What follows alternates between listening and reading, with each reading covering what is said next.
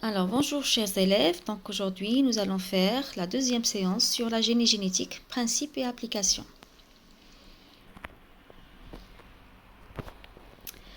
Alors le cours d'avant c'était sur le transfert naturel des gènes. Je vous ai donné ça en PDF. Donc après on va rentrer en contact pour savoir quelles sont les questions que vous avez par rapport à ça. Alors maintenant on va passer à grand 2, les outils de génie génétique. Alors quels sont les outils? On a d'abord les sondes d'ADN. Les sondes d'ADN, c'est quoi leur rôle? En fait, c'est quoi déjà la sonde d'ADN? Eh bien, les sondes d'ADN, c'est une séquence courte d'ADN, donc une petite séquence qu'on va utiliser. Elle est monocaténaire, c'est-à-dire c'est pas comme l'ADN qui est double brin, on a un simple brin. Elle doit obligatoirement être marquée pour qu'on puisse bien sûr la visualiser, la suivre et voir bien sûr quelle est la partie du gène sur laquelle elle s'est en quelque sorte reliée, parce que c'est ça le but. Et complémentaire bien sûr de cette séquence, sinon elle ne va pas se relier. Donc on cherche un gène, nous avons par exemple un gène, on le cherche, on veut savoir où se trouve au niveau du génome et on veut l'isoler, donc pour cela on utilise une sonde qu'on sait complémentaire par rapport à la portion du gène qu'on cherche, et obligatoirement elle va se relier par complémentarité, et puisqu'elle est radioactive, on pourrait la détecter et la voir facilement. Alors, les applications de cet outil, c'est surtout au niveau de la médecine pour diagnostiquer les maladies génétiques, c'est-à-dire on sait qu'une portion de gène est responsable d'une maladie. On veut savoir si elle se trouve chez le gène d'un individu. Et bien sûr, on met ce gène en contact avec cette sonde et bien sûr, elle va se lier et on va pouvoir la visualiser. On pourrait prédire à l'avance si la personne aura cette maladie ou pas. Après, vous avez la criminologie, donc on utilise des empreintes génétiques pareilles, donc on sait qu'il y a une portion de gènes, et si elle se relie, ça veut dire que, par exemple, ça c'est pour la recherche des suspects, par exemple, on connaît un petit peu leur ADN, de quoi elle est constituée, on va voir si ça correspond à la personne ou non. Alors, ensuite, comment ça fonctionne? Alors, cette sonde. Eh bien, ce qu'on va utiliser, c'est la méthode de Southern blotting, ou bien le transfert d'ADN. Nous avons un ADN double brin. Nous, puisqu'on veut que ça s'ajoute à une sonde, donc la sonde c'est un simple brin, hein, on a bien dit que c'est un simple brin. Donc on doit d'abord séparer les deux brins d'ADN. Et quand on va les séparer, on va les mettre dans ce qu'on appelle, on va fixer la portion de ces gènes au niveau d'une membrane, qu'on appelle membrane de nylon. Pardon. Alors après, donc, une fois qu'elle sera fixée, on va prendre cette membrane et on va la mettre avec la solution où se trouve la sonde. On va les mettre en contact et bien sûr, vous savez toujours que les bases azotées se lient de façon spontanée par rapport à leur complément. Hein. Toujours A avec T, C avec G, de façon spontanée, ils vont se relier. Voilà, et bien sûr, elle ne va se relier qu'avec le gène complémentaire qui est recherché. Et ceci, bien sûr, puisqu'il est radioactif, ça permettra de nous les évoyer. Alors, je précise que cette partie sur la génie génétique, c'est vraiment que des notions de base. Je ne vais pas rentrer trop dans les détails. Les détails, vous l'aurez dans les enseignements supérieurs. Donc, c'est une partie de la biologie moléculaire pour les gens qui vont finir leur parcours dans la biologie, par exemple. Donc, ils vont voir ça en biologie moléculaire avec des détails plus précis, tout ça. Donc là, pour l'instant, vous retenez que les principes. Principes de base, comment ça fonctionne en général et tout ça, sans rentrer dans trop de détails. Donc, ce que je vous donne, vous le prenez et on se posera les questions qu'il faut, je vais vous répondre, mais sans trop aller dans les détails parce que c'est encore plus compliqué de ce que je vous montre. Hein. Si on veut approfondir les choses, c'est encore plus détaillé. D'accord ? Alors, maintenant, le deuxième outil, ce sont les enzymes. Premièrement, nous avons les enzymes de restriction. Alors restriction, ça veut dire elle va couper les liaisons phosphodiester. C'est quoi les liaisons phosphodiester? C'est le lien entre deux nucléotides qui sont reliés au niveau de 3' et 5' avec le désoxyribose. Alors je donne le schéma. Donc là par exemple vous avez un trinucléotide. Vous avez 3 nucléotides. C'est une portion d'ADN. 3 nucléotides avec les groupements phosphate au milieu, ce que j'ai entouré en bleu. Alors il y a des liaisons qui vont se former. C'est ce qu'on appelle les liaisons ester. D'accord? Donc liaison phosphodiester, ça veut dire que vous avez un phosphate qui va être relié soit avec le carbone 3' de désoxyribose du premier nucléotide et le désoxyribose, le carbone de désoxyribose du deuxième nucléotide et puis l'autre et ainsi de suite. D'accord? Donc, je rappelle que la liaison ester, c'est la liaison entre un carbone et un oxygène. Donc, vous avez carbone 3' avec l'oxygène du phosphate. Après, vous avez l'oxygène du phosphate avec carbone du 5' et ainsi de suite. Donc, c'est ce qu'on appelle liaison phosphodiester. Donc, ça, c'est juste un rappel. Alors, nous avons deux types d'enzymes de restriction. Vous avez les exonucléases. Ils vont couper l'extrémité 5' ou 3', c'est-à-dire ils vont prendre le dernier nucléotide et vont le couper, ou bien le premier nucléotide et ils vont couper. Donc ceux-là ne sont pas très intéressants en génie génétique. Ce qui nous intéresse surtout, ce sont les endonucléases qui vont couper l'ADN à l'intérieur. Il faut savoir c'est quoi le but de couper. Le but de couper, en fait, on doit couper une portion pour qu'on puisse insérer une autre portion de gènes qui nous intéresse. C'est ce qu'on va voir après dans les techniques qui suivent. Les techniques qui suivent dans le paragraphe qui suit au niveau du cours. On va voir quelles sont les différentes techniques. L'intérêt justement de couper, c'est pas juste pour couper, mais en plus on pourrait insérer un autre gène. Alors, donc ces coupures se passent au niveau des sites de restriction. Donc ces sites de restriction, ils ont la caractéristique d'être palindromiques. C'est quoi palindromique? Ça veut dire qu'ils se lisent des deux sens, on va voir la même séquence.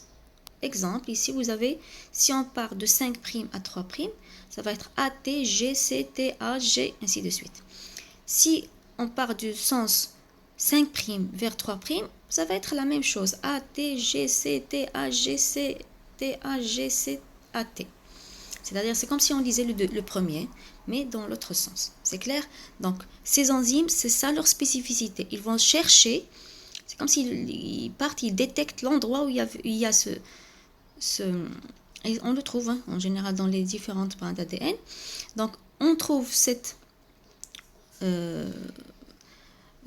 disposition des acides ou bien des bases azotées de cette façon. Et elle va couper. Et là, la coupure, elle diffère d'une enzyme à l'autre, c'est-à-dire, ça dépend des enzymes. Et les enzymes, on les extrait en général des bactéries.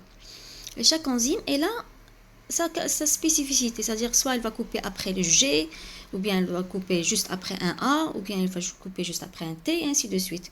Ou bien une succession de 3 bases, après elle va couper. Donc ça diffère d'une enzyme à l'autre, et bien sûr, c'est une donnée, ça, c'est une donnée. On vous donne comme quoi cette enzyme va couper à tel et tel endroit.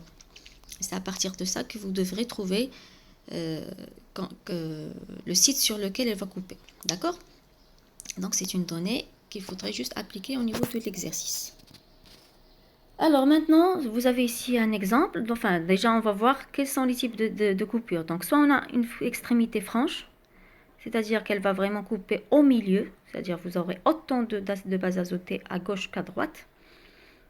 Par exemple, ici, elle va couper après, si on part de 5' vers 3', elle va couper après le G, ou bien si on part de 3' vers 5', donc après le C, ou l'inverse. Si on part de 3' du brin qui est supérieur, de 3' vers 5', elle va couper après le C.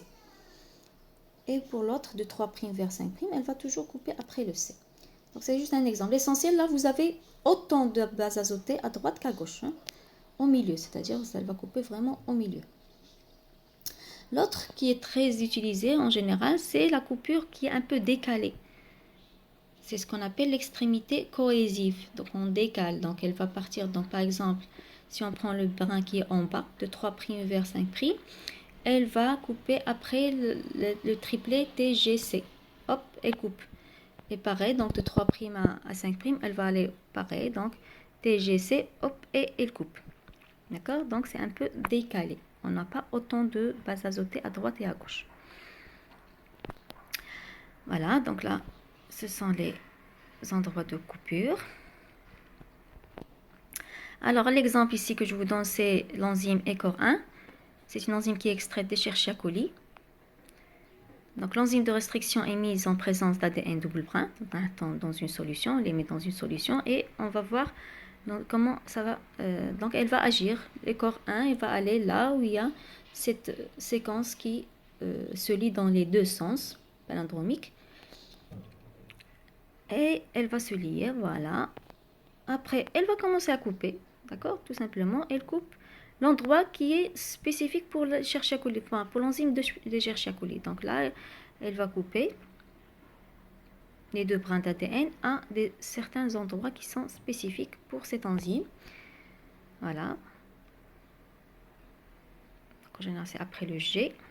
Et l'enzyme se libère de l'ADN qui est maintenant fragmenté en deux morceaux. Donc vous avez deux morceaux. Alors cette partie qui est coupée, donc soit on coupe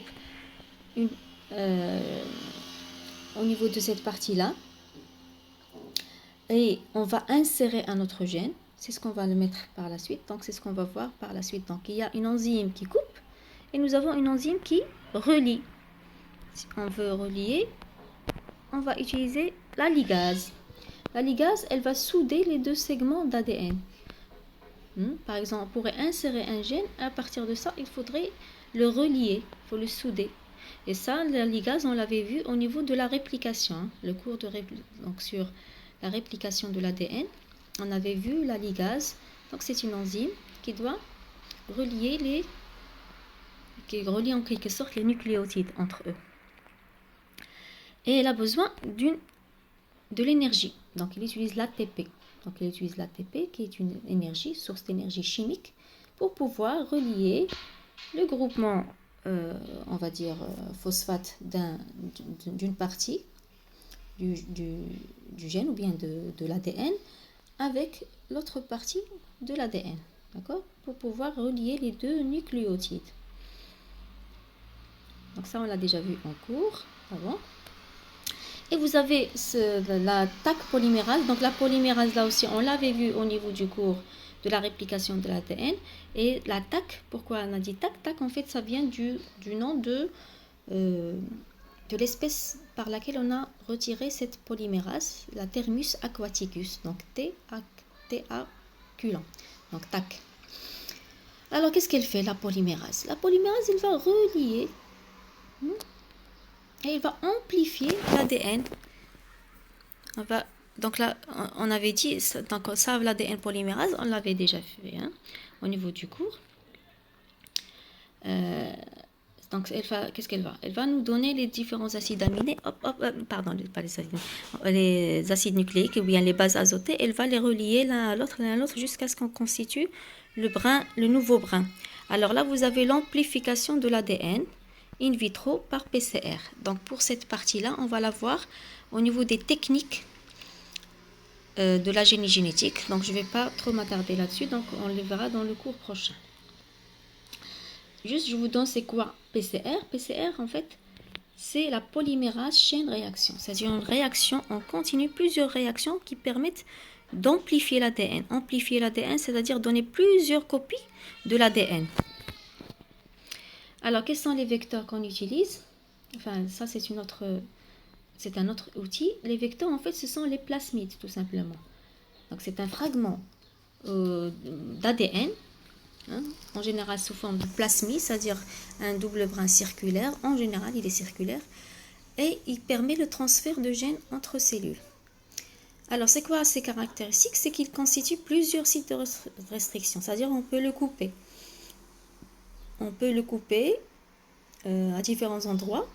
Et comme j'ai dit tout à l'heure, on coupe pour pouvoir insérer un gène qui nous intéresse, qui va nous donner un caractère qui nous intéresse. C'est ça le but. D'accord? Et après, on va voir aussi qu'au niveau des plasmides, il y a un gène de résistance aux antibiotiques. On l'avait déjà vu, le plasmide, dans le cours d'avant. d'Agrobacterium, si vous vous rappelez. Donc, Agrobacterium, elle contient un plasmide. Alors, le plasmide, je vous rappelle, c'est un double brin circulaire qui est autonome, c'est-à-dire qui a sa propre réplication et tout ça, et qui a certaines capacités, justement comme la présence de gènes qui sont résistants, qui permettent à la bactérie d'être résistante à certains antibiotiques. Alors, on a dit que c'est réplication autonome, c'est-à-dire qu'il est indépendant du chromosome bactérien. Donc, dans chaque bactérie, il y a un chromosome bactérien, le chromosome qu'on connaît, donc pour toutes cellules. Et après, en plus de ça, vous avez le plasmide. Alors, on va intégrer dans la molécule un plasmide d'un fragment d'ADN provenant d'une autre source. C'est ça le but et l'intérêt du plasmide. Alors, les vecteurs, vous avez deux types. Alors, quand je dis vecteur, ça veut dire, pourquoi on dit vecteur? Parce qu'on va le prendre d'une cellule, on va le mettre dans un cellule et il va nous aider à insérer un gène qui nous intéresse. C'est pour ça qu'on dit que c'est un vecteur. Alors, on a des vecteurs de clonage et des vecteurs d'expression. Vecteur de clonage, ça vient de clone, c'est-à-dire qu'on va copier plusieurs copies d'ADN qui nous intéressent. Un gène qui nous intéresse, qui a un intérêt, soit en médecine, soit un intérêt en agroalimentaire, quoi que ce soit, c'est comme si on va faire une réplication en chaîne. On va le répliquer plusieurs fois pour nous donner plusieurs copies.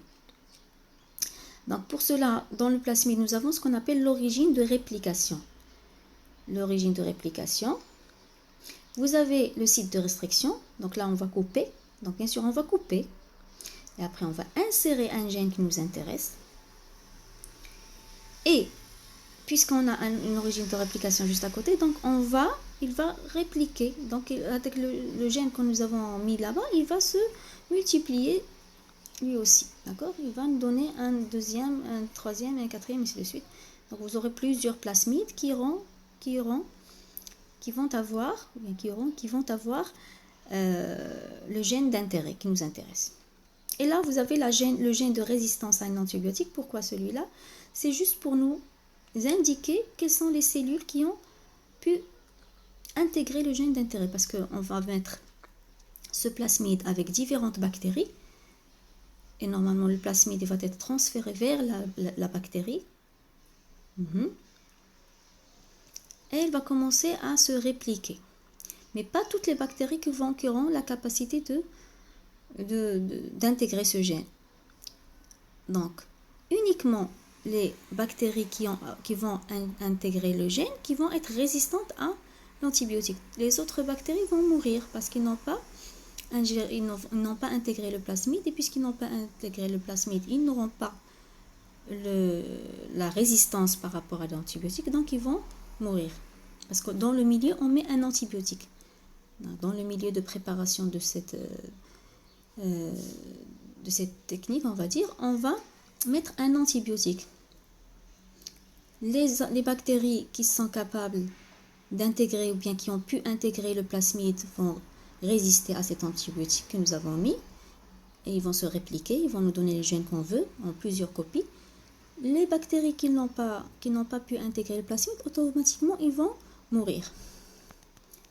Donc c'est une façon de sélectionner les bactéries qui ont pu intégrer le plasmide. Alors voilà, on peut faire pénétrer les molécules recombinées dans des cellules bactériennes dépourvues de plasmide. On utilise en général les Escherichia coli, c'est une bactérie simple et elle va nous donner plusieurs plasmides par la suite qui ont ce gène d'intérêt. Donc ça va nous donner un clone. Donc plusieurs copies de plasmide, c'est un clone. Bien sûr, qui dit plusieurs copies de bactéries qui ont intégré le plasmide, ça veut dire plusieurs copies du gène qu'on pourrait extraire par la suite. Et après, vous avez le vecteur d'expression. Donc, vecteur d'expression, ça veut dire qu'elle va s'exprimer. Donc, on a mis un gène. D'accord, mais c'est pourquoi on a mis ce gène? On l'a mis pour qu'il puisse nous donner un caractère qu'on veut par la suite. Par exemple, une résistance à un pesticide, enfin, une résistance à un parasite, surtout, pardon, pas pesticide, une résistance à un parasite, par exemple pour l'agroalimentaire, ou bien la fabrication d'un médicament, par exemple pour l'insuline. C'est ce qu'on va voir pour les applications par la suite. Donc, il va nous donner un gène qui est responsable de la synthèse d'une protéine. Donc, on aura une expression sous forme de fabrication de protéines nouvelles qui n'existaient pas au départ, que la bactérie ne produisait pas avant. C'est parce qu'on a intégré ce plasmide qui contient cette partie du gène que la bactérie a pu fabriquer cette protéine. Et c'est la protéine qui nous intéresse. D'accord? Donc voilà, c'est ça l'intérêt de ce genre d'application. Au revoir.